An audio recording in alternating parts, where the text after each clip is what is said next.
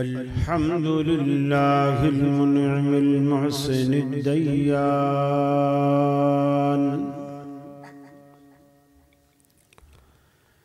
ज़िल फ़ज़्लि वल जूदि वल इहसान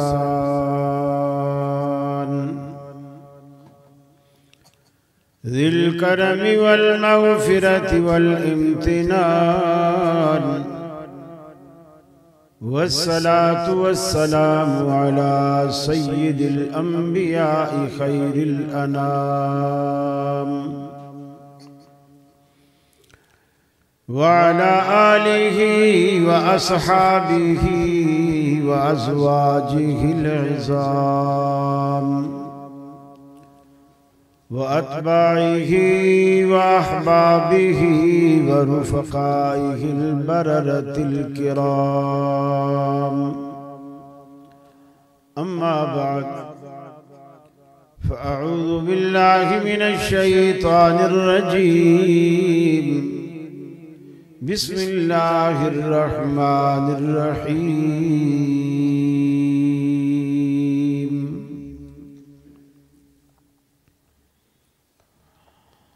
वइज़ अख़ज़ रब्बुक मिन बनी आदम मिन ज़ुहूरिहिम ज़ुर्रिय्यतहुम व अशहदहुम अला अनफुसिहिम अलस्तु बिरब्बिकुम क़ालू बला शहिदना अन तक़ूलू यौमल क़ियामह इन्ना कुन्ना अन हाज़ा गाफ़िलीन।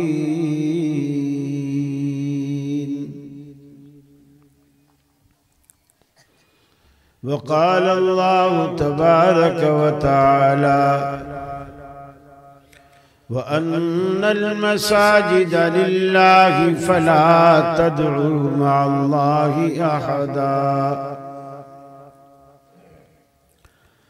व अन आइशा रज़ियल्लाहु तआला अन्हा क़ालत क़ाल रसूलुल्लाहि सल्लल्लाहु अलैहि वसल्लम मन अहदथ फ़ी अम्रिना हाज़ा मा लैसा मिन्हु फ़हुव रद्दुन।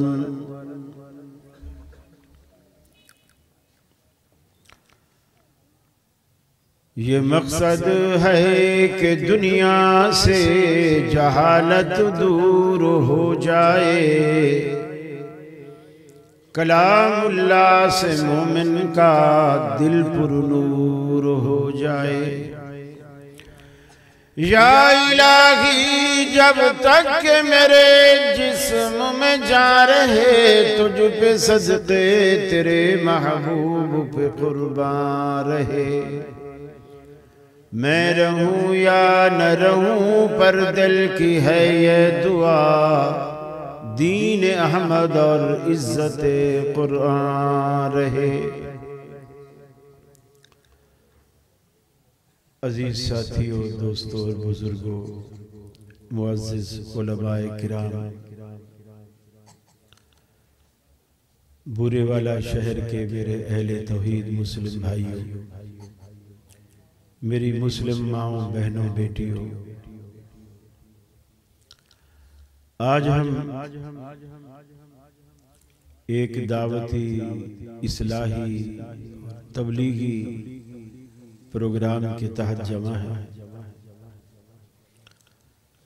मुझे हुक्म मिला है कि अकीदा तौहीद के बारे में कुछ बातें आपके गोशगुजार की जाएं। माशाअल्लाह आपके शहर में इस नई सोसाइटी में अल्लाह का घर देखकर बहुत खुशी हुई, और उससे ज्यादा खुशी आपका अल्लाह के इस घर को अपने वजूद से भर देना है। अल्लाह आपके घरों को, आपके दफ्तरों को, आपके कारखानों को इसी तरह अपने फजल और करम से भर दे जिस तरह आपने अल्लाह के घर को अपने वजूद से भर दिया। ये बच्चों को स्टेज से थोड़ा दूर करें, ये बातें करते रहते हैं तो तवज्जो हटती है। उसी को बिठाओ जो चुप रहे, जो बोले उसको बाहर उठाओ, उसको रोटी भी नहीं खिलाएंगे, जो बोलेगा उसको रोटी नहीं मिलेगी।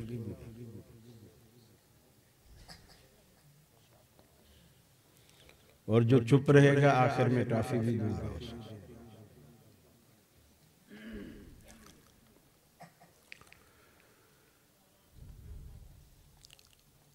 ये जो अल्लाह के घर दुनिया में बनाए जाते हैं, इसका खास मकसद, वैसे तो मुसलमान की पूरी जिंदगी बामकसद होती है, मस्जिद का भी एक खास मकसद है। रसूल अकरम सल्लल्लाहु अलैहि वसल्लम की आदत मुबारक थी कि आप जब कभी किसी लश्कर को किसी इलाके पर हमला आवर होने का हुक्म देते तो उन्हें कुछ नसीहतें फरमाते। एक ये भी होता, औरतों को कत्ल न करना, बच्चों को कत्ल न करना, बूढ़ों को कत्ल न करना, और जो अपने घर में छुप जाए और अंदर से कुंडी लगा दे उसकी दीवार फलांग कर उसे कत्ल न करना। उनमें से एक हुक्म ये भी होता था, इसके नीचे कोई थोड़ा सा या इसी तार को ही रख दे इस तरफ, ये जो है ना, बस ठीक है। उसमें से एक हुक्म ये भी होता था कि जब तुम उस बस्ती में जाओ तो जाते ही हमला न करो, बल्कि रुक कर किसी नमाज के वक्त का इंतजार करो। मसलन 11-12 बजे आप गए हो तो जाते ही बस्ती पर हमला न करो, जोहर का वक्त आने दो। जब जोहर का वक्त आ जाए तो फिर फरमाया अजान पे तवज्जो दो। अगर तो बस्ती में से कहीं से अजान की आवाज आती है या तुम मस्जिद का कोई मिनारा तुम्हें दिखाई देता है, लौ रअयतुम मस्जिदन औ समिअतुम सौतन फला तक़तुलू मिनहुम अहदा। अगर तुम मस्जिद देखो या अजान की आवाज सुनो तो फिर पूरी बस्ती में किसी को कत्ल न करो। इसलिए कि ये इस बात का प्रूफ है कि इस बस्ती में मुसलमान रहते हैं। गोया आप लोगों का वजूद अल्लाह को इतना पसंद है, मुसलमानों का वजूद अल्लाह को इतना पसंद है कि किसी बस्ती में मुसलमान आबाद हो जाए तो अल्लाह पूरी बस्ती को अमन दे देता है, पूरी बस्ती को अमन दे देता है। नबी रहमत सल्लल्लाहु अलैहि वसल्लम से पूछा गया कि अल्लाह के रसूल सल्लल्लाहु अलैहि वसल्लम, दुनिया में सबसे बेहतरीन जगह कौन सी है और बदतरीन जगह कौन सी? आपने फरमाया मैं तुम्हें बताऊं। जिब्रील अमीन आए, आपने जिब्रील अमीन से सवाल किया। जिब्रील अमीन ने कहा अल्लाह के रसूल मैं अल्लाह से पूछकर बताऊंगा। जिब्रील अमीन ने अल्लाह से पूछा, वापस आए, कहा कि अल्लाह के रसूल आपका ये सवाल इस कदर अहम था कि अल्लाह ताला ने आज मुझे अपने इतना करीब किया है कि इससे पहले कभी मैं इतना करीब नहीं हूं। और आज मेरे और रब के दरमियान सिर्फ 70,000 पर्दे बाकी थे, सिर्फ 70,000 पर्दे बाकी थे। और अल्लाह ने जवाब क्या दिया कि दुनिया में सबसे बेहतरीन जगह मसाजिद है और बदतरीन जगह बाजार। बदतरीन जगह दुनिया की बाजार और बेहतरीन जगह दुनिया की मसाजिद। अब ये अजीब बात है कि हमारा उस जगह दिल नहीं लगता जो दुनिया की जगहों में सबसे बेहतरीन जगह है, और उस जगह दिल लगता है क्योंकि रोकड़ा आ रहा होता है जो दुनिया में सबसे बदतरीन जगह। किसी अरबी शायर ने कहा कि अल मुमिनु फिल मस्जिद कस्समा की फिल मा वल मुनाफिकु फिल मस्जिद कत्तैर फिल क़फ़स।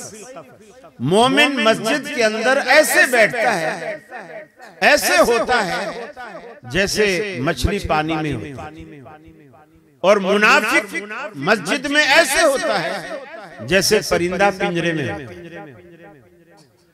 आप कोई तोता पकड़ के पिंजरे में डाल दो और वो आजाद परिंदा हो और आपने उसे कैद कर दिया तो वो चारों तरफ चोंच मार मार के निकलने का रास्ता ढूंढता, उसका दिल ही नहीं लग रहा पिंजरे में।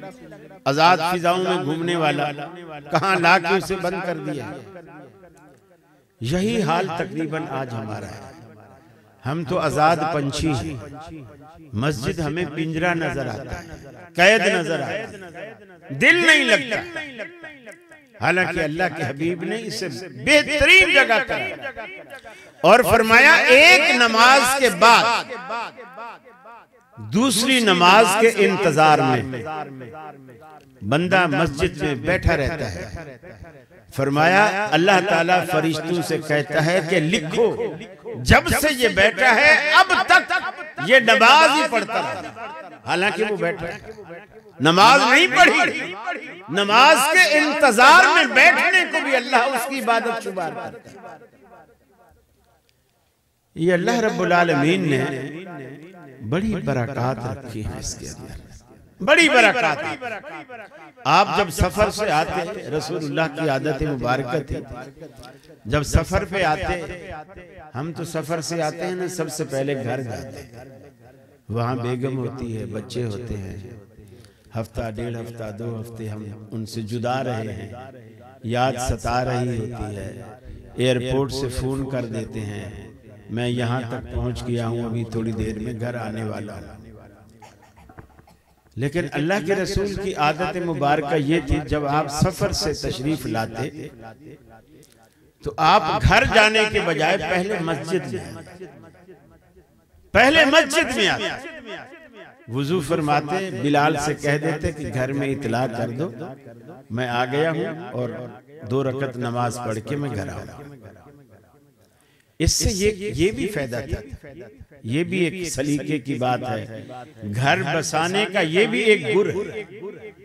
हम लोग जो अचानक घर में दाखिल होते हैं, अब हफ्ते बाद आए हैं, बेगम भी यही सोच रही है कि मियाँ तो बाहर गए हुए हैं, किसके लिए बनूं सब्रों। वो नासिर काज़मी ने कहा ना कि बाल बनाऊं किसके लिए, वो शख्स तो शहर ही छोड़ गया, मैं बाहर जाऊं किसके लिए। वो शहर में था तो उसके लिए औरों से भी मिलना पड़ता था, अब ऐसे वैसे लोगों के मैं नाज उठाऊं किसके लिए। तो फिर आदमी, बीवी भी यही सोचती है कि जिसके लिए मैं बनती संवरती थी वो तो बाहर गई, अब अचानक आप घर में आए, बीवी का हुलिया उजड़ा हुआ, बाल बिखरे हुए, जिस दिन से आप गए थे जो कपड़े पहने हुई थी आज हफ्ते बाद भी वही कपड़े पहनेंगे, तो आपका दिल थोड़ा सा मुरझा सा जाता है। अल्लाह के रसूल की इस अमल में यह भी हिकमत है कि आप बिलाल से कहते कि इतला करो मैं आ गया हूं, कुछ देर बाद घर में आऊंगा नमाज पढ़कर, ताकि अगर तुम्हें कुछ कंघी करनी है, कुछ अपने आप को संवारना है, कोई कपड़ा बदलना है, या मेरी अदम मौजूदगी में घर में अगर कोई ऐसी चीज आई है जिसको देखने के बाद मेरे दिल में जो तुम्हारा एक इमेज बना हुआ है वो टूट सकता है, तो उस चीज को दूर कर आप अचानक घर में नहीं, इतला करके ताकि वो मोहब्बत सदा बनी रहे जो पहले दिन बनी। यही वजह है कि उन हस्तियों के घर नहीं टूटते थे और हमारे बसते नहीं, उनके टूटते नहीं थे, हमारे टूटते नहीं। ये अल्हम्दुलिल्लाह ये मस्जिद का वजूद आपके पूरे मोहल्ले के लिए, पूरी सोसाइटी के लिए अल्लाह की तरफ से एक अमन की जमानत है। और ये ऐसा रहमतों का मरकज होता है कि अल्लाह के रसूल ने मुसलमान को जब वो मस्जिद के अंदर दाखिल होता है, दायां कदम रखते ही जो अल्लाह रब्बुल आलमीन से मांगने के लिए जो दुआ बतलाई है, अल्लाहुम्मा फ़्तह ली अबवाब रहमतिक, ऐ अल्लाह मेरे लिए रहमत के दरवाजे खोल कि मैं तेरे इस रहमत के मरकज में आ गया हूं, मेरे लिए अब रहमत के दरवाजे खोल। आप जितना लूट सकते हैं अल्लाह रब्बुल आलमीन देने से नहीं थकता। हम मांगते मांगते थक जाएंगे, वो देने से नहीं थकता। और इस अकीदे से मांगिए कि यही मेरा दाता है, यही राज़िक है, यही मालिक है, यही सब कुछ देने वाला, हर जरूरतें पूरी करने वाला। दुनिया में अल्लाह ताला ने अभी सूरज, चांद, सितारे कुछ नहीं बनाए थे, जमीन कुछ भी नहीं। अल्लाह ने आलम अरवाह में आदम अलैहिस्सलाम की पुश्त से आलम अरवाह के अंदर जितनी दुनिया क़यामत तक आनी थी सबको अल्लाह ने बाहर निकाला, और निकालने के बाद उनको खास जुस्सा दिया और उनका एक इज्तिमा बिठा लिया जिस तरह आज आप बैठे हैं। और अल्लाह रब्बुल आलमीन ने उनके सामने एक करारदाद रखी और उनसे एक सवाल किया। फरमाया वइज़ अख़ज़ल्लाहु मीसाक़न वइज़ अख़ज़ रब्बुका मिन बनी आदम, वो पल याद करो जब अल्लाह रब्बुल आलमीन ने आदम अलैहिस्सलातु वस्सलाम की औलाद से एक ऐदो पैमान लिया, एक मीसाक लिया, एक वादा लिया। मैं तुम्हें दुनिया में भेजने वाला हूँ, मैं तुम्हें दुनिया में भेजूंगा, मैं तुम्हारा मेजबान बनूंगा, तुम मेरे मेजबान, मेरे मेहमान बनोगे। पूरी की पूरी जमीन को बिछोना बनाकर तुम्हारे नीचे बिछा दूंगा, आसमान को छत बना दूंगा और तरह तरह के कुमकुमे आसमानों में सजा दूंगा। ये सारी नेमतें मैं तुम्हें मुहैया करूंगा एक मकसद के लिए। दुनिया में तुम्हारी हर जरूरत, हर ख्वाहिश मैं पूरी करूंगा, लेकिन मेरा तुमसे एक सवाल है। दुनिया में जब जाओगे, दुनिया में जाने के बाद मेरी नेमतें इस्तेमाल करने के बाद बतलाओ किसको अपना माबूद मानोगे।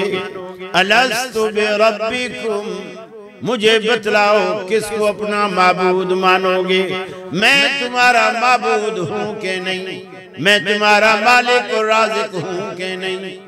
तुम दुनिया में जाओगे, सूरज को ताबानियत अता करूंगा तो तुम्हारे लिए, चांद को लमानियत अता करूंगा तुम्हारे लिए, सितारों को दरख्शानी अता करूंगा तुम्हारे लिए, गुलशन महकेंगे तुम्हारे लिए, अनादिल चहकेंगे तुम्हारे लिए, सब्जे लहकेंगे तुम्हारे लिए।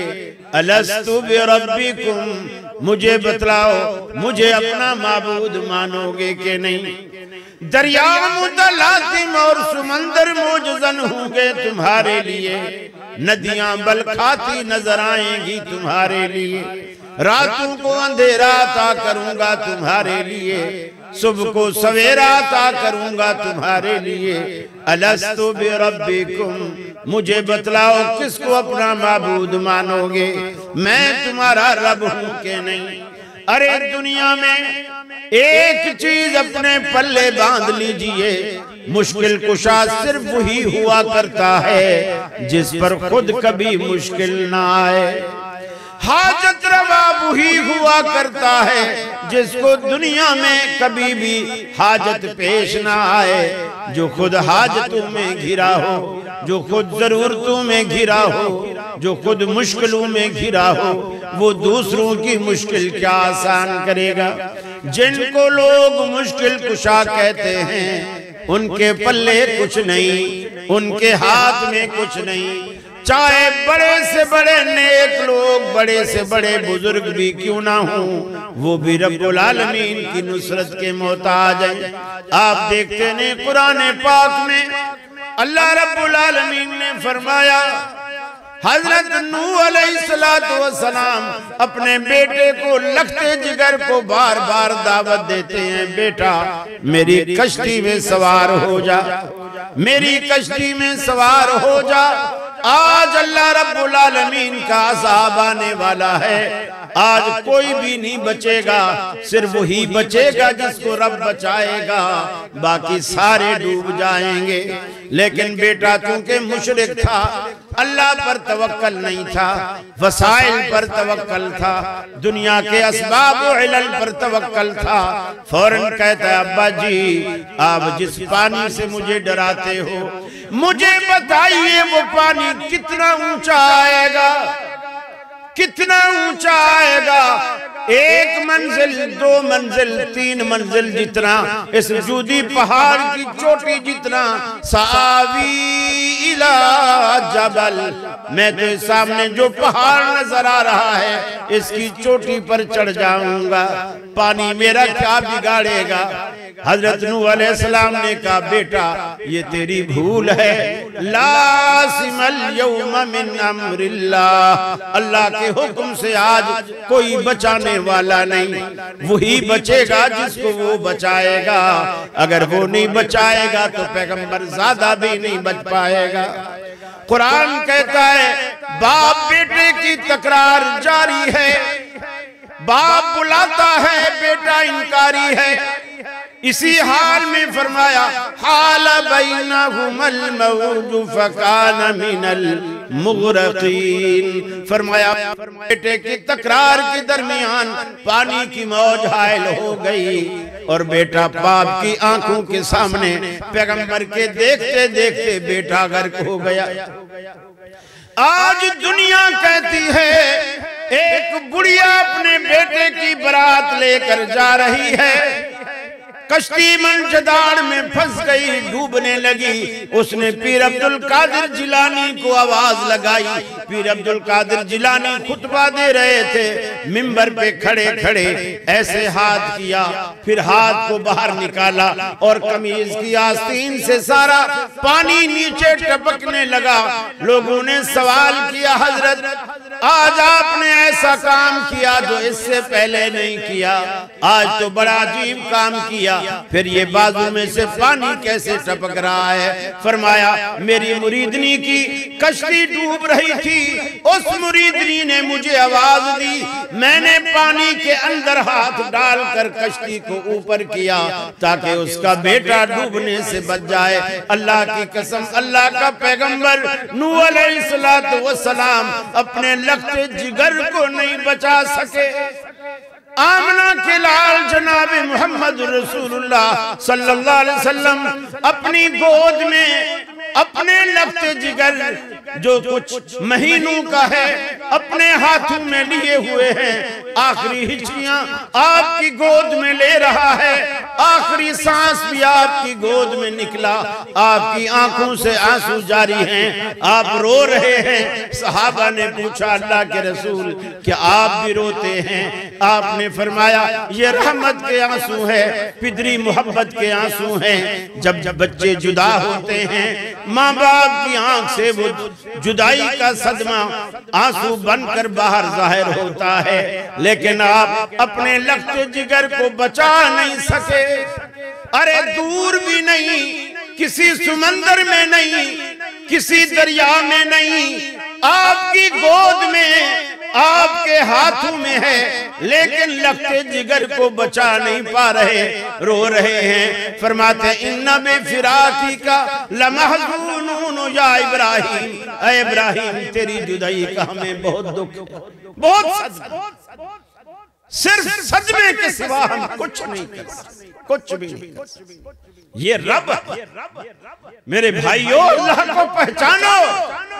ये हीर रांझे के किस्से नहीं हैं, ये कुरान और सुन्नत के हकायक जिसका आप इनकार नहीं कर सकते। ये तो हमारी बदबख्ती है ना कि सारी रात सैफुल मुलूक पे झूमते हैं और कुरान पढ़ा जाए तो फिर ऊँघते हैं। कुरान हमारे सर से गुजर जाए, समझ नहीं आता।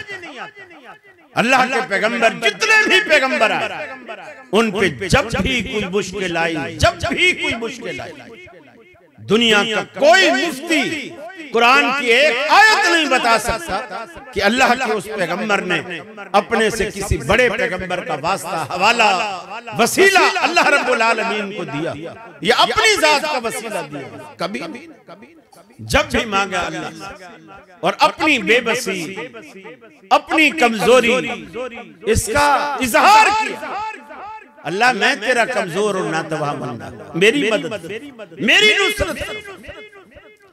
देखे आदम अलैहिस्सलाम जन्नत से निकाले, हजरत हव्वा भी निकाले, दोनों निकाले, दुनिया में आए। अब वही पहले इंसान, इतनी बड़ी दुनिया और पूरी दुनिया में एक अकेला इंसान। हजरत हव्वा कहीं दूसरे शहर में दूसरी जगह, हजरत आदम कहीं दूसरी जगह। उस वक्त तो शहर भी नहीं था, शहर तो हमने बनाया और बसाया। ये बुरे वाला भी नहीं था, कराची भी नहीं था, कुछ भी नहीं। शक्सियल मैदान, आदम अलैहिस्सलाम अलग रो रहे हैं, हजरत हव्वा अलग रो रहे हैं।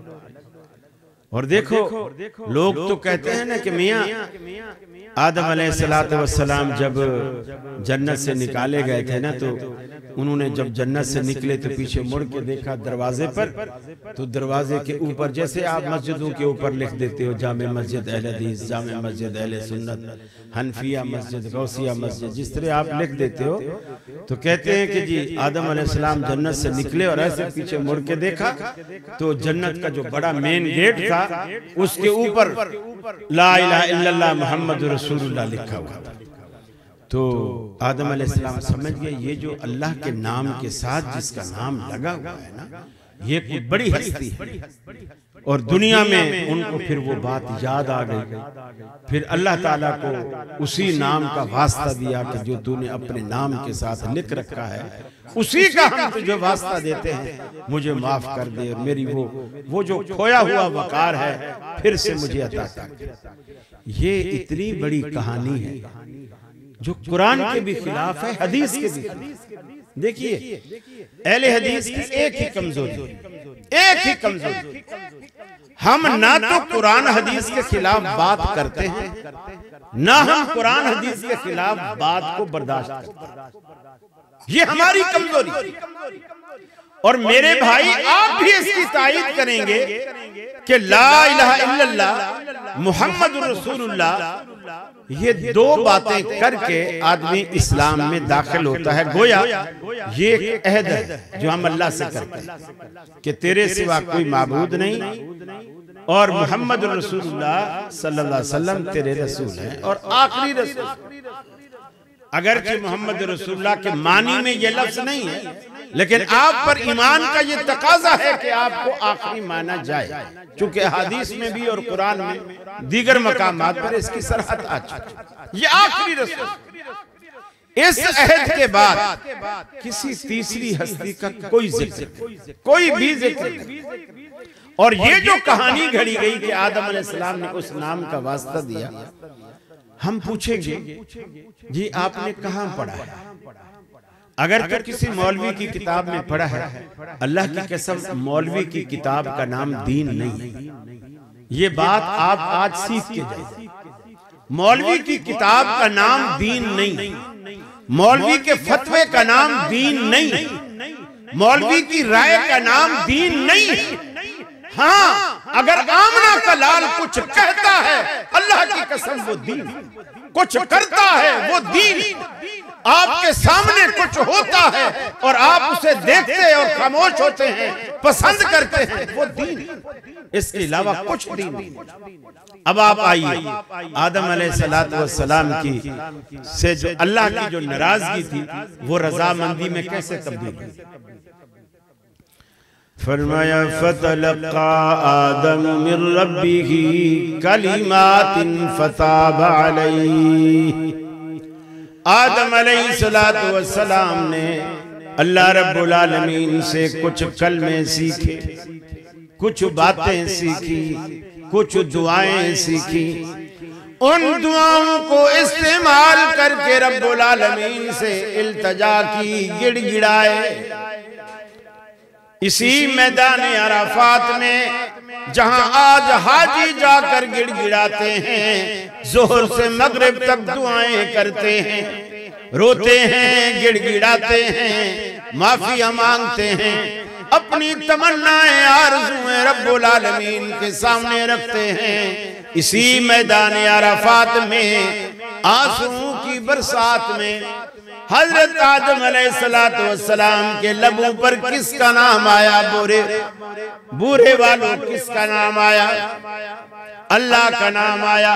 कुरान कहता है इसी मैदान अरफात में हजरत आदम अलैहिस्सलाम ने जो रब से कलमे सीखे थे जुबान पे लाए, रब्बना ज़लमना अनफुसना व इल्लम तगफिर लना व तरहमना लनकूनन्ना मिनल खासिरीन। ऐ इलाहुल आलमीन, हम अपनी जानों पर जुल्म कर बैठे, ज़्यादतियां कर बैठे, अगर तूने हमें माफ ना किया, अगर तूने हमें माफ ना किया, हमारा सफीना कभी किनारे लग सकता ही नहीं। तेरी रहमत का सहारा है, तुझसे नुसरत और मदद चाहते हैं।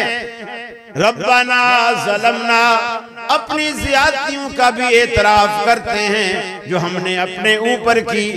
व इल्लम तगफिर लना, तेरी बख्शिश की भी उम्मीद रखते हैं। अगर तूने हमें माफ ना किया तो हम तो खसारा पाने वाले हो जाएंगे। अल्लाह रब्बुल आलमीन ने आपकी इस तौबा को रब्बुल आलमीन ने कबूल किया और फिर से आदम अलैहिस्सलाम को वही दर्जा, वही रुतबा जन्नत में फौरन दाखिल नहीं किया। ये कहा कि मैंने तुम्हें मुफ्त जन्नत दी थी, तुम लोगों ने कदर नहीं की। और ये अब दुनिया की तकरीबन फितरत बन गई है। माँ बाप अरबों खरबों कमा के जाते हैं, उनको पता होता है हमने कैसे कमाया है। फिर जब बच्चों को विरासत मिलती है और बच्चों के पास विरसे का माल आता है, चूंकि तरका मुफ्त में मिलता है, उसके लिए मेहनत नहीं की जाती, कमाया नहीं जाता। दादा अमीर होता है तो अब्बा को मिल गया, अब्बा अमीर होता है तो उसके बच्चों को मिल गया। तो फिर वो जो औलाद होती है ना, वो जो उसने सारी जिंदगी कमाया होता है, उसको वो महीनों में उड़ाती है, अयाशियों में और बेकार कामों में। ऐसे हाँ, ये है काम करने के जो अब आप यहाँ कर रहे हैं, ये वो काम है जो आपको आगे काम आने वाला। मस्जिद, आपने मस्जिद बना दी, कोई यतीम आपने ले लिया, उस यतीम को आप कपड़े पहना रहे हैं, खाना खिला रहे हैं, अच्छी तालीम दे रहे हैं, उसकी तालीम का सारा खर्चा उठा रहे हैं। ये है करने के काम, दुनिया में ये करने के काम। अल्लाह के रसूल ने फरमाया, मैं उस शख्स को जन्नत के सदर बाजार में ऐन बीच में मैं घर दिलाने का वादा करता हूं, जिस घर के अंदर यतीम पलता हो और उस यतीम की उस घर के अंदर इज्जत। सिर्फ यतीम पलता ना हो, यतीम की उस घर के अंदर इज्जत। लोग यतीम तो रख लेते हैं, सारी दिहाड़ी बर्तन उसी से दिलवाते, झाड़ू उसी से दिलवाते, गाड़ी उसी से साफ करवाते। अपना बच्चा स्कूल जाएगा और वो यतीम जाहिल रहेगा सारी जिंदगी, उसको ना पढ़ाएंगे ना पढ़ने देंगे। कभी किताब उठा भी ले तो उसको डांटेंगे, तेरी ये जुर्रत है तू यहाँ किताबें खोल के पढ़ने बैठ गई, ये कोई ट्यूशन सेंटर, उठ ये काम कर। तो गोया उस यतीम की वहां इज्जत नहीं। ये जमानत उस शख्स के लिए है जिसके घर में यतीम हो और उस यतीम की इज्जत। मेरे भाई, ये जो आप मस्जिदें बना रहे हो ये असल काम दुनिया में रहे आगे के लिए काम। हदीस में आता है मम बना लिल्लाहि मस्जिदन बनल्लाहु लहु बैतन फिल जन्नह। जिस बंदे ने अल्लाह का घर दुनिया में मस्जिद बनाई, अल्लाह उसका घर जन्नत में बनाया। हजरत उस्मान गनी रज़ियल्लाहु ताला अन्हु ने अपने दौरे खिलाफत में मस्जिद में मुनक्कश पत्थर लगवाए। वो जो खुदाई करने वाले पत्थरों में औजार से खुदाई करके फिर उसके अंदर डिजाइन बनाते हैं, फूल बनाते हैं, पत्तियां बनाते हैं, मुख्तलिफ अच्छे डिजाइन बनाते हैं। तो मुनक्कश पत्थर उन्होंने हजरत उस्मान ने लगवाए। कुछ सहाबा ने एतराज किया कि अमीरुल मोमिनीन आप ऐसा लगवा रहे हो, इतना खूबसूरत बना रहे हो, सब खूबसूरत बनाने की क्या जरूरत है? तो आपने फरमाया कि मैंने अल्लाह के रसूल से सुना था कि जो बंदा अल्लाह के घर को जैसा खूबसूरत बनाएगा, अल्लाह ताला जन्नत में उसको वैसा घर देगा। और मैं इन पत्थरों को, इन चीजों को इस तरह मुनक्कश पसंद करता हूँ। मैं चाहता हूँ कि मुझे जन्नत में ऐसा घर मिले। मेरे भाइयों, आपके लिए बेहतरीन मौका है, आपके लिए बेहतरीन मौका है। जहां जहां भी आप रहते हैं, जिस जिस सोसाइटी में आप रहते हैं, वहां नमाज पढ़ने के लिए अल्लाह का घर जरूर बनाए। हत्ता कि आप देखिए अल्लाह के रसूल मदीने, मक्के से मदीने हिजरत करके गए, अभी मदीने नहीं पहुंचे। मदीने से पहले रास्ते में एक जवासा बस्ती आई, वहां आपने कुछ दिन किया, कुछ दिन क़याम किया। तो आपने पहला काम यही किया, वहां मस्जिद, छोटी सी एक मस्जिद, दुनिया में सबसे पहला जुमा भी उसी मस्जिद के अंदर अदा हुआ। उस जवासा बस्ती के अंदर सबसे पहला जुमा ही वही अल्लाह के रसूल ने अदा किया। फिर आप मदीने तशरीफ ले गए, तो आप चैन से नहीं बैठे, वहां जाते ही आपने मस्जिद नबवी की बुनियाद डाली। और मस्जिद की तरफ आपका जितना भी आप दूर दराज से आते हैं, जब मस्जिद नबवी की बुनियाद रखी गई, बहुत सारे सहाबा किराम के थोड़ा दूर दूर जो तो दूसरी बस्ती में, तीसरी, इस तरह घर थे, वो सारे अपने घर बार बेच बूझ के मस्जिद के करीब आके आबाद होने लगे, ताकि मस्जिद के करीब होंगे तो यहाँ हमें फायदा होगा, जल्दी से मस्जिद में आ जाएंगे, नमाज पढ़ेंगे, जमात से पढ़ेंगे। नबी रहमत सल्लल्लाहु अलैहि वसल्लम को पता चला तो आपने फरमाया, ये तुम क्या कर रहे हो? उन्होंने कहा, या रसूलल्लाह, ताकि हम पांचों वक्त जो है तकबीर तहरीमा के साथ नमाज में शामिल हो। आपने फरमाया, ये तो अच्छा जज्बा है, लेकिन तुम्हें मालूम है कि तुम जब घर से मस्जिद की तरफ आते हो तो तुम्हारे अल्लाह रब्बुल आलमीन जितने कदम तुम उठाकर आते हो, अल्लाह ये कदम भी शुमार करता है। गोया मस्जिद की तरफ उठने वाला आपका हर कदम अल्लाह के यहाँ लिखा जाए। आपने कितने कदम उठाकर मस्जिद के, अगर दूर से आते हो तो अजर भी ज्यादा पाते हो और करीब वाला अजर भी कम पाता है। गोया आपने ये फलसफा बताया। तो मस्जिद की तरफ आने वाला हर कदम अल्लाह की नजर में कीमती है, वो लिखा जाता है, शुमार होता है, उस पर अजर दिया जाता है। तो मेरे भाई, आप मस्जिद से प्यार कीजिए। आपने फरमाया, जिस बंदे को देखो कि वो मस्जिद से मोहब्बत करता है, तुम गवाही दो कि ये साहिब ईमान है, उसकी ईमान की गवाही दो। जिसको मस्जिद से प्यार, मस्जिद से लगा, मस्जिद से उल्फत आपको अल्लाह ने अगर दे रखा है ना, आप अपनी जेबें ढीली कीजिए। इससे पहले के हुकूमत और नैब वाले टैक्स के चक्कर में और कई केसों में फंसा कर वो ले जाए, आप अल्लाह के यहाँ, और अल्लाह के यहाँ यकीन मानिए, नैब वाले तो आपको सिवाय कोसने के और बाद में जेलें देने के कुछ भी नहीं देते। अल्लाह रब्बुल आलमीन आपको जन्नतें देता है। तो आप अल्लाह से सौदा कीजिए। आप देखिए, दौरे जाहिलियत में ये भी एक जज्बा है। दौरे जाहिलियत में एक शख्स था, सासा बिन नाजी, स्वाद आयन है, बिन नाजिया रज़ियल्लाहु ताला अन्हु, ये बाद में मुसलमान हुआ। जब मुसलमान हुआ रसूलुल्लाह सल्लल्लाहु अलैहि वसल्लम से एक सवाल किया, कलमा पढ़ लिया, मुसलमान हो गया। सवाल ये किया कि अल्लाह के रसूल मुझे ये बताइए कि अगर मैंने ज़माने जहलियत में इस्लाम से पहले कोई नेकी की हो तो इस्लाम कबूल करने के बाद उसका मुझे कोई अजर मिलेगा? आपने पूछा तूने क्या नेकी की? ये पूछने का मकसद ये था कि चूंकि पहले तो वो मुसलमान नहीं था, हो सकता है वो नेकी ना हो जिसको ये नेकी समझ रहा है। आपने पूछा तूने क्या नेकी की? उसने कहा या रसूलल्लाह मेरे पास ऊंट है, बहुत सारे ऊंट हैं, मेरा रेवड़ है ऊंटों का, मैं उन्हीं की तिजारत भी करता हूँ, पालता भी हूँ, उनके बच्चे होते हैं, बढ़ते हैं इस तरह, और अल्लाह ने मुझे बहुत कुछ दे रखा है। एक दिन मेरे ऊंट जब चरकर वापस आया तो उसमें से मेरे 2 ऊंट गुम हो गए, जंगल से, यानी घर में वापस नहीं आए, गुम हो गए। मैंने जब उनको गुम पाया तो मैं एक ऊंट मैंने निकाला, उस पर सवार हो गया और मैं जंगल में उन 2 ऊंटों को जो मेरे कम हुए थे तलाश करने के लिए निकला। मैं जंगल सारा पार कर गया, जहां मैंने चराए थे वो जगह मैंने सारी देख मारी, वहां नहीं थी, जंगल सारा पार कर गया। जंगल जब मैंने पार किया तो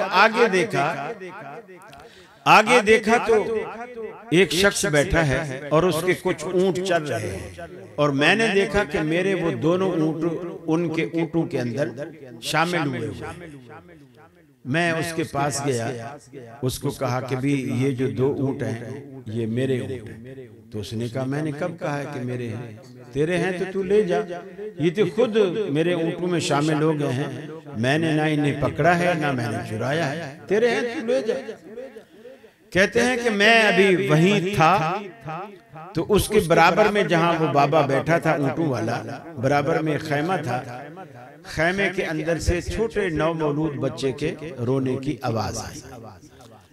तो उस बाबे ने आवाज लगाकर उस खैमे वाले से अंदर से पूछा कि क्या हुआ, लड़का या लड़की? अंदर से आवाज आई कि लड़की हुई। तो ये जो ऊंट वाला है ये उस बाबे से पूछता है तूने ये क्यों पूछा कि लड़का या लड़की? अगर लड़का होता तो तू क्या करता, और अगर लड़की हुई है तो तू क्या करेगा? उसने कहा कि अगर लड़का होता मैं मिठाइयां बांटता, मेरा बिरादरी में एक नाम होता और मैं खुशियां मनाता, और अब अगर लड़की हुई है तो बोले मेरी तो समझो नाक ही कट गई, कुछ अरसे बाद मैं इसे जिंदा दरगोर कर दूंगा। तो वो कहते सासा बिन नाजिया रज़ियल्लाहु ताला अन्हु कहते हैं कि मैंने उस बाबे से कहा कि जो 2 ऊंट मेरे गुम हुए थे और तेरे इन ऊंटों के साथ खड़े हुए हैं, मैं ये दोनों ऊंट तुम्हें देता हूँ, ये दोनों ऊंट तुम्हें देता हूँ, और तू जो है मुझे ये बच्ची मुझे दे दे, मैं इसे पालूंगा। मैंने उसे जब 2 ऊंटों का कहा, उसने कहा बच्ची तो मैं तुम्हें दे देता हूँ, लेकिन 2 ऊंट कम है, 3 ऊंट दे। तो वो कहते हैं कि मैंने उसे कहा कि इस ऊंट पर मैं सवार होकर आया हूँ, मेरा घर भी थोड़ा फासले पर है, हाँ अगर तू 3 ही ऊंट लेता है तो अपना कोई बंदा मेरे साथ भेज दे, हम दोनों इस ऊंट पर चले जाते हैं, बच्ची भी मेरे साथ दे। जब मैं अपने घर पहुंच जाऊंगा तो ये तेरा बंदा जो तू मेरे साथ भेजेगा ये ऊंट पे वापस उस ऊंट को लेकर तेरे पास आ जाएगा, तो गोया तेरे पास 3 ऊंट हो जाएंगे, 2 पहले से खड़े हैं, एक मैं ये भी भिजवा दूंगा। उसने कहा ठीक, बच्ची उसने दे दी।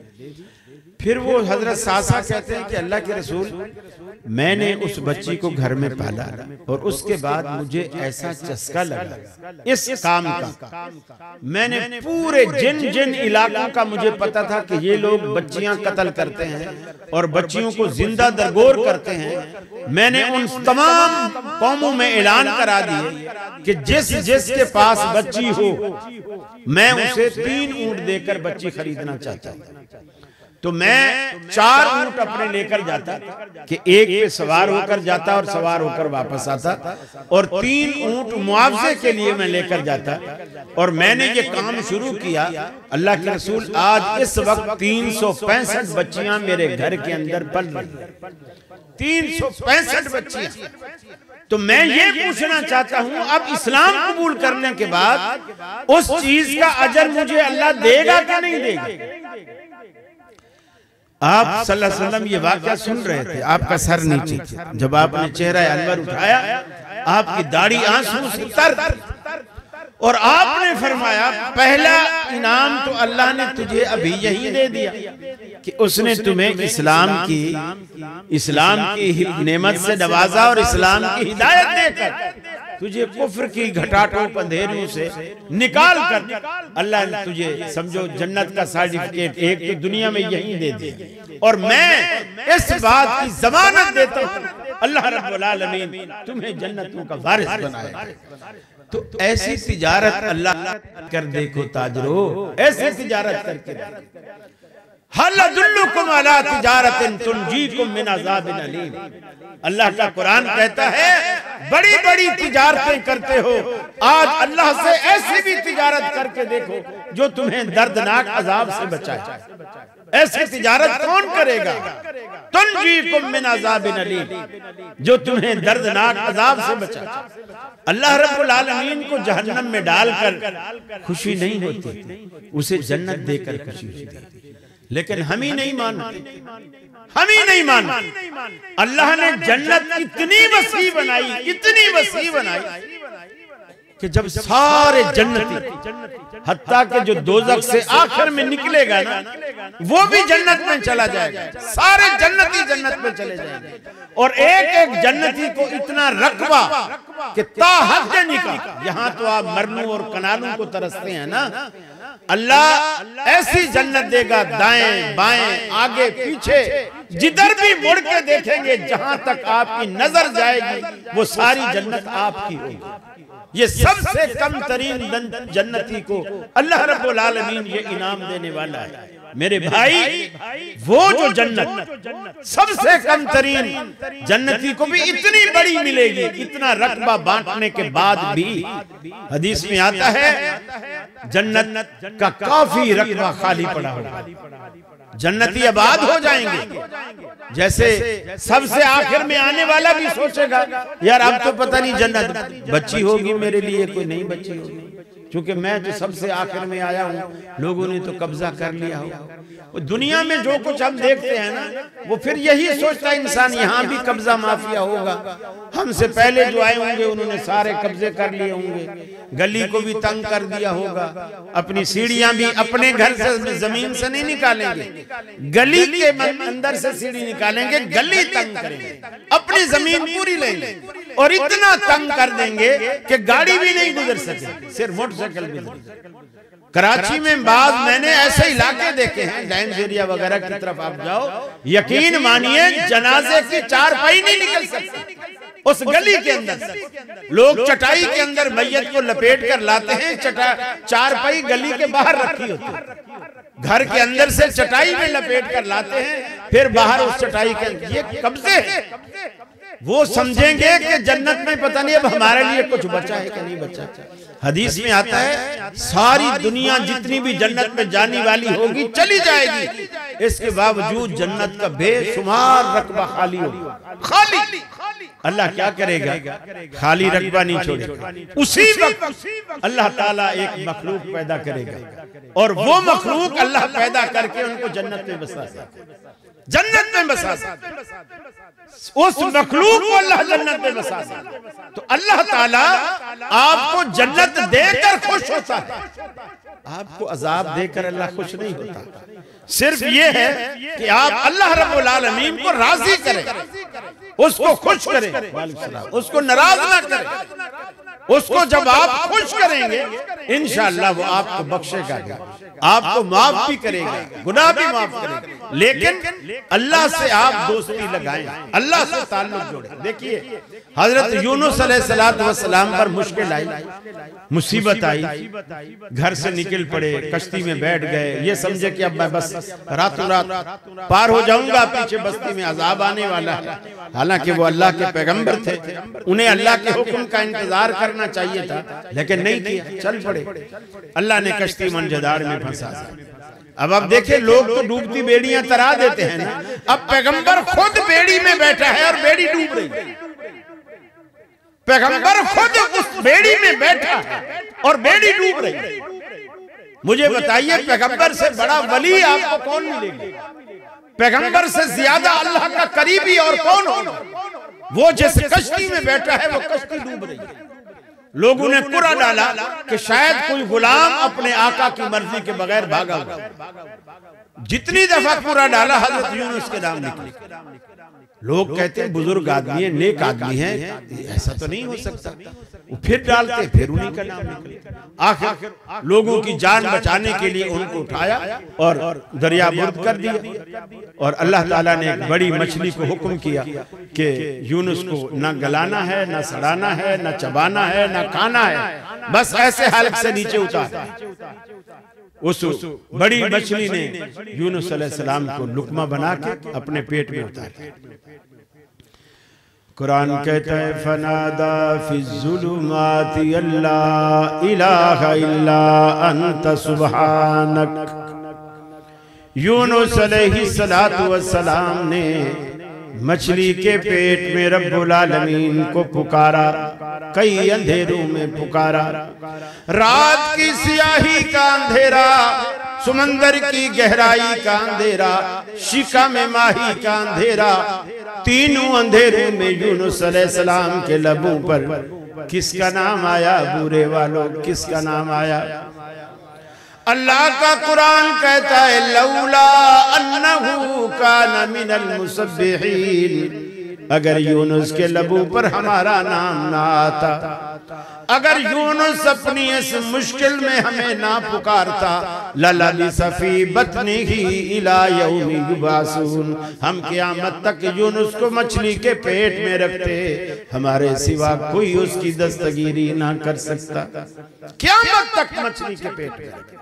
ये अल्लाह को अल्लाह मानो, उसकी कुदरत को मानो, उसकी ताकत को मानो, उसकी पावर को मानो। सुपर पावर अमेरिका नहीं है, सुपर पावर अल्लाह सबसे बड़ी ताकत है। उससे ऊपर कोई ताकत नहीं। सारे उसके मोहताज हैं, वो किसी का मोहताज नहीं। सबको उसकी जरूरत है, उसको किसी की जरूरत नहीं। हम सारे नमाजें ना पढ़ें, उसको कोई परवाह नहीं। हम अपना कुछ बिगाड़ेंगे, अपना नुकसान करेंगे, और सारे सजदे में गिर जाएं, उसका कोई फायदा नहीं है। हम अपना फायदा और अपना भला करेंगे, उसका कोई फायदा नहीं। वो रब, वो ताकतों का मालिक है, ताकतों का वारिस। ताकत उसी के पास है, इल्म उसी के पास, खजाना उसी के पास, दौलत उसी के पास, शिफा उसी के पास, रिज़्क उसी के पास, औलादें उसी के पास, हर चीज उसी के पास। मेरे भाई देखो, आज हम दुनिया में बहाना बनाते हैं, हम इतने गुनाहगार हैं, अल्लाह रब्बुल आलमीन हमारी सुनता नहीं है। हम इतने गुनाहगार हैं, अल्लाह सुनता नहीं। अल्लाह कभी नहीं कहता कि तुम नेक बनोगे तो मैं तुम्हारी दुआ कबूल करूंगा, अगर नेक नहीं बनोगे तो मैं तुम्हारी दुआ कबूल नहीं करूंगा। ऐसा अल्लाह ने कहीं नहीं। हत्ता के शैतान जब जन्नत से निकाला गया, उसने फौरन अल्लाह से दुआ की, अल्लाह तूने जिस इंसान की वजह से मुझे जन्नत से निकाला है, मैं भी इंतकामी कार्रवाई करूंगा। मैं इस इंसान को जिसकी वजह से मैं जन्नत से निकाला गया हूं, इसे भी जन्नत में नहीं जाने दूंगा। बस तुझसे एक दरखास्त है, मेरी उम्र को लंबा कर दे। मुझे बताइए, शैतान की ये दुआ कबूल हुई कि ना हुई? आज उसकी उम्र इतनी लंबी है कि अभी तक जिंदा है कि नहीं है? तो क्या आप खुद को नौजुबिल्लाह शैतान से भी बड़ा गुनाहगार समझते हैं? अल्लाह उसकी मान रहा है और आप कहते हैं आपकी नहीं मानता, आपकी नहीं सुनता। अल्लाह ताला को आपकी दुआ कबूल करने के लिए यकीन मानी, अल्लाह ताला खुद आवाज देता है। फरमाया क़ाल रब्बुकुम उदऊनी अस्तजिब लकुम, तुम्हारा रब, तुम्हारा दाता, तुम्हारा पालनहार तुम्हें कहता है उदऊनी अस्तजिब लकुम, मेरे बंदो मुझे पुकारा करो, मैं तुम्हारी दुआओं को, फरियाद को कबूल करता हूँ। इन्नल्लज़ीना यस्तकबिरूना अन इबादती, जो लोग मुझे पुकारने से, मेरी इबादत से रूगर्दानी करते हैं, तकब्बुर करते हैं, सयदखुलूना जहन्नम दाखिरीन, अनकरीब उन्हें जहन्नम में ज़लीलो ख्वार करके डालूंगा। दोज़ख में डाले जाएंगे। दोज़ख से बचने का एक तरीका है, अल्लाह के हबीब ने फरमाया मल्ला यसअलिल्लाह यग़ज़ब अलैहि, जो बंदा अल्लाह से नहीं मांगता अल्लाह उससे नाराज हो जाता है। आपने सहाबा से कहा जूते का तस्मा भी अगर तुम्हारा टूट जाए तो वो भी रब्बुल आलमीन से मांगो, यानी छोटी से छोटी चीज से लेकर बड़ी चीज तक रब्बुल आलमीन से मांगा करो। अल्लाह ने खुद अपने हबीब से कहा कि मेरे हबीब अगर आप चाहो तो पूरे का पूरा मदीने का ओहद पहाड़ आपके लिए सोना बना दूं, दौलत के अंबार लगा दूं, लेकिन अल्लाह के रसूल फरमाते हैं आए अल्लाह मुझे इतना अता करके सुबह खाऊं तो शाम को फिर तुझसे मांगना पड़े, शाम को खाऊं तो सुबह फिर तुझसे मांगना पड़े, ताकि तुझसे मांगने की ये लज्जत, तुमसे मांगने की ये आदत मेरी कभी जिंदगी में खत्म ना हो, बार बार तुझसे मांगता रहूं। अल्लाह से मांगने की आदत डालिए, रो रो कर मांगिए। रातों को जब नींदें नहीं आती उठ जाया कीजिए, वुजू किया कीजिए, मुसल्ला बिछाइए, सिर्फ 2 रकत नमाज पढ़िए, रब्बुल आलमीन को अपना दुखड़ा सुना डालिए। अंधेरे में कोई आपको देखता हो या ना देखता हो, लेकिन मालिक की नजरों से आप ओझल नहीं होते।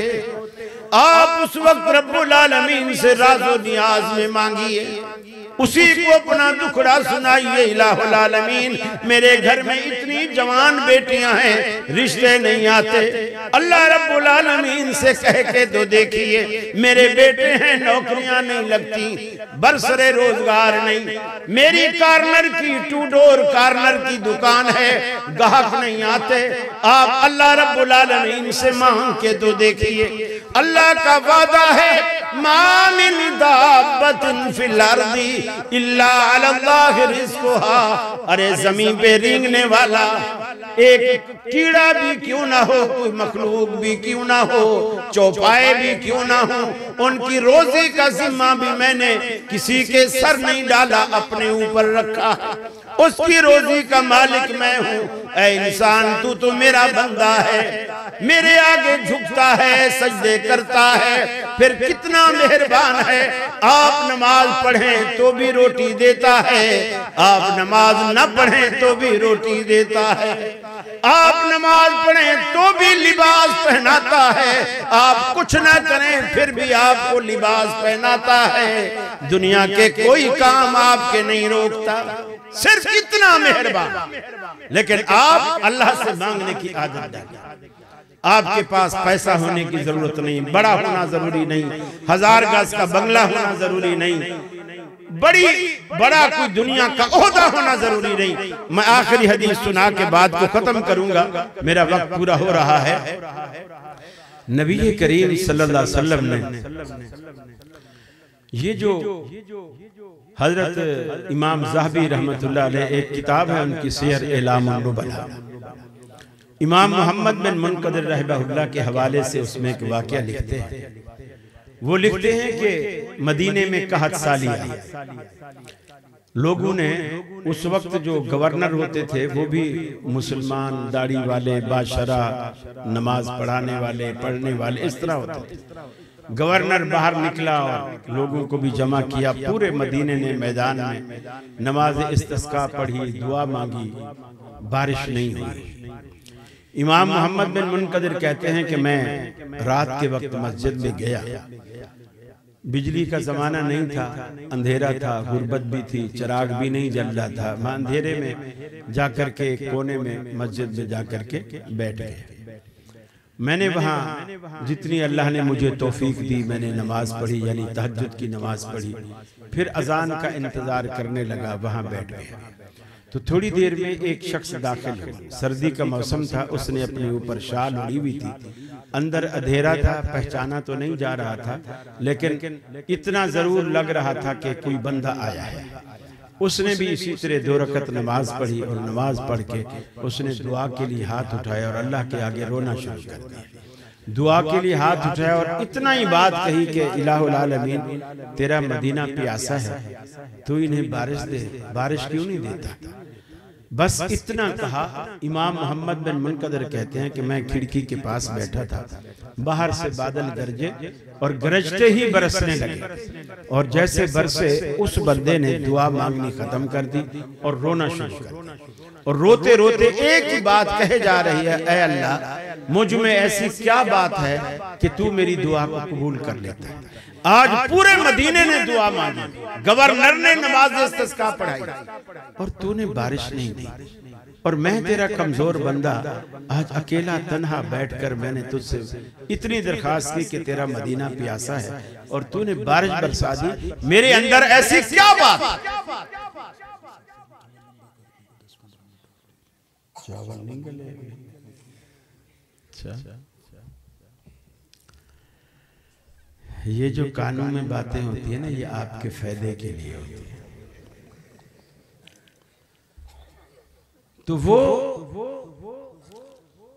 रोने लगे कि अल्लाह मुझ में ऐसी क्या बात, ऐसी क्या बात।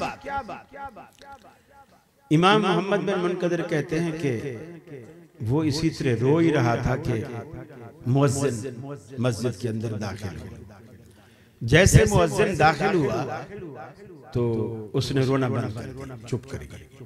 मुअज्जिन ने अजान शुरू की और वो उसी तरह शाल लपेटे हुए बाहर निकल गया, मस्जिद से बाहर निकल गया। इमाम मोहम्मद बिन मुनकदिर कहते हैं कि मैं हैरान परेशान बैठा था कि ये अजीब आदमी है, इसकी दुआ भी कबूल होती है और तहज्जुद तो ये पढ़ता है, लेकिन फर्ज नमाज नहीं पढ़ता। अजान तो इसलिए दी जाती है कि बंदे मस्जिद में आए, और ये मस्जिद में बैठा है और अजान सुनकर भाग गया। ये कैसा नेक आदमी। कहते हैं कि मैं तजस्सुस में ही था कि जब अजान हो गई उसके 5-10 मिनट के बाद लोग आना शुरू हुए, तो 5-10 लोगों का एक जत्था आया। उसमें मैंने देखा कि छुप छुपा के ये भी उसी तरह वही शाल ओढ़े हुए ये भी मस्जिद में आ गया। अब मैं अपने तौर पर कियास करने लगा कि ये शायद इसलिए भागा था ताकि किसी को मेरे तहज्जुद गुजार होने का पता न चले। ये बाद में जाकर लोगों के साथ मिलकर जो आया है ताकि लोगों को यही लगे कि मैं भी इनकी तरह अभी आया। खैर, नमाज हो गई। नमाज के बाद लोग जब निकलना शुरू हो गए, बोले मेरी नजर अब उसी पे टिकी हुई, मैं इसको जानना चाहता हूँ, समझना चाहता हूँ, ये कौन है, इसका क्या काम है और ये क्या करता है। मैं इससे दोस्ती रखना चाहता हूँ कि जिसकी अल्लाह के नजर में इतनी कीमत है कि जो कहता है अल्लाह मान लेता है। क्योंकि एक हदीस में आता है, अल्लाह के रसूल सल्लल्लाहु अलैहि वसल्लम ने फरमाया, दुनिया में बहुत सारे लोग ऐसे हैं कि जो देखने में ऐसे लगते हैं मैले कुचैले, लेकिन अल्लाह के यहाँ उनकी इतनी कदर कीमत होती है कि अगर वो किसी बात पर कसम खा ले तो अर्श वाला फौरन उनकी कसम को पूरा कर देता है। अल्लाह के यहाँ उनकी इतनी कीमत होती है। तो कहते हैं कि मैं इस जुस्तजू में था कि मैं जानूं कि ये कौन है। नमाज जब हो गई, लोग बाहर जाना शुरू हो गए, उसने भी शाल ओढ़ी बाहर निकला, मैं भी खामोशी से उसके पीछे चल पड़ा, उसको बताया नहीं, पीछे चलता रहा। आबादी खत्म हो गई, वो चलता रहा, मैं भी पीछे चलता रहा। आगे गया तो खाना बदोशों की एक बस्ती आई।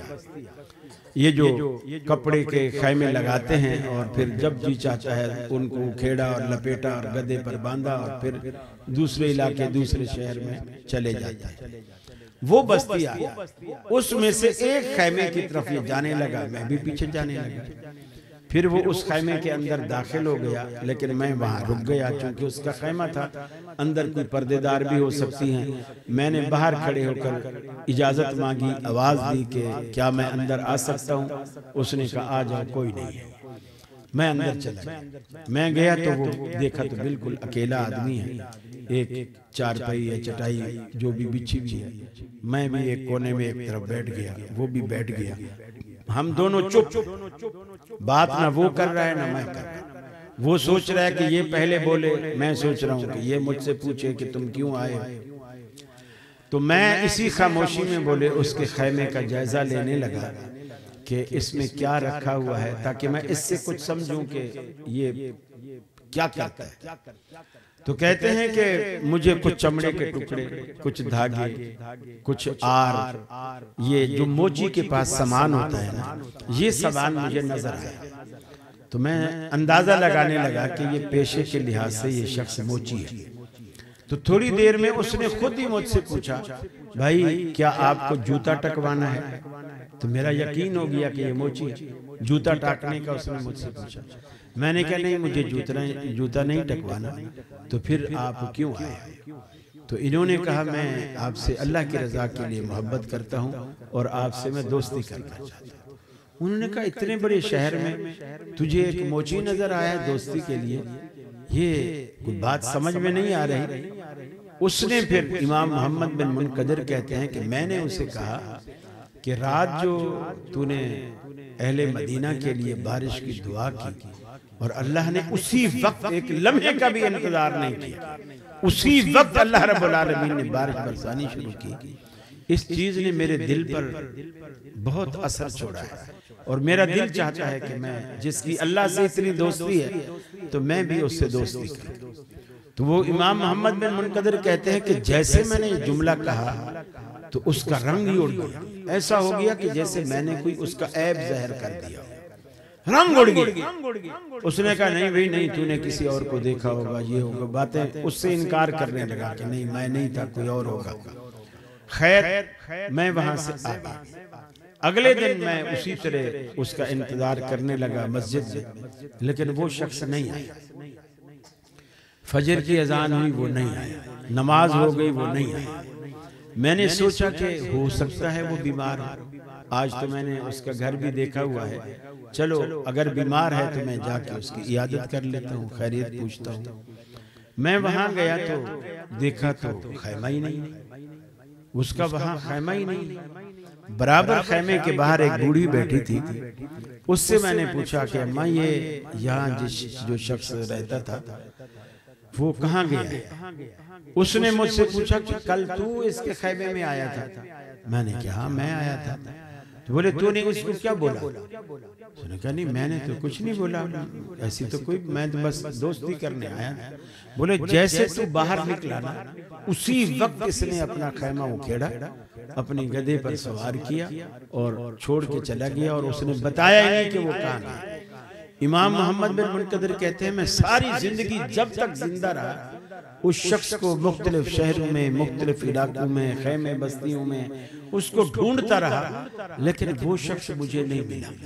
यहाँ बताने का मकसद आपको ये है, वो पैसे वाला नहीं है, बंगले वाला भी नहीं, झोंपड़ी में रहता, लेकिन अल्लाह ताला को उसकी कौन सी अदा ऐसी पसंद है कि पूरा मदीना दुआ कर रहा है बारिश की, बारिश नहीं हो रही।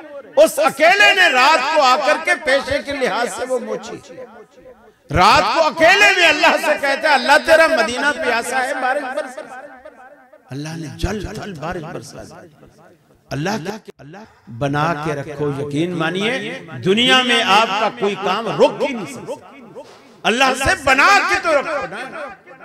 हजरत उवैस करनी रहमहुल्लाह सहाबी नहीं है, बिल्कुल भी सहाबी नहीं है, अल्लाह के रसूल के जमाने में है, लेकिन आपके पास मिलने के लिए नहीं आ रहा। क्यों नहीं आ रहा? उसकी एक बूढ़ी माँ, एक बूढ़ी माँ है, उसकी खिदमत करने वाला उवैस के सिवा कोई नहीं है, उसकी खिदमत करता है। इस वजह से रसूलुल्लाह सल्लल्लाहु अलैहि वसल्लम के पास नहीं आ रहा।